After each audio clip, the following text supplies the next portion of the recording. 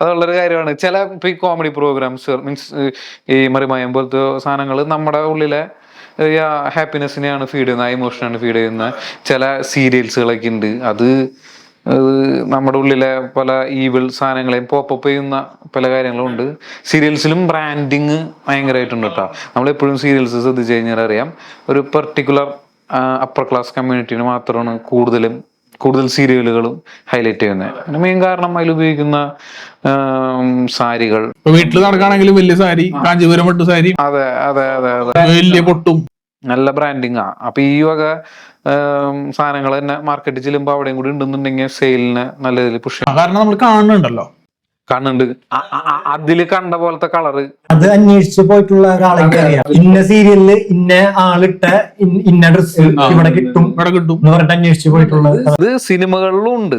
സിനിമകളിൽ ഇപ്പൊ ഈ കല്യാണരാമൻ ഷർട്ട് എന്നൊക്കെ പറഞ്ഞ പോലെ ഗോളി പ്രേമത്തിലെ ബ്ലാക്ക് ഷർട്ട്. ഞാനൊരു ആ ടൈമിലൊരു തുണിക്കടയിലായിരുന്നു നിന്നിരുന്നത്. തൊഴിലില്ലാണ്ട് എല്ലാവരും ഈ കോളേജ് പരിപാടിക്ക് ബ്ലാക്ക് അന്വേഷിച്ച് വരാം. അത് സീസണിലാ. പക്ഷെ ഇത് ആഴ്ചയിൽ 7 ദിവസവും അല്ലെങ്കിൽ 6 ദിവസവും ബ്രാൻഡ് ചെയ്യാന്നുള്ള കൺസെപ്റ്റിക്കാണ് അതിനെ കൊണ്ടുവരുന്നത്.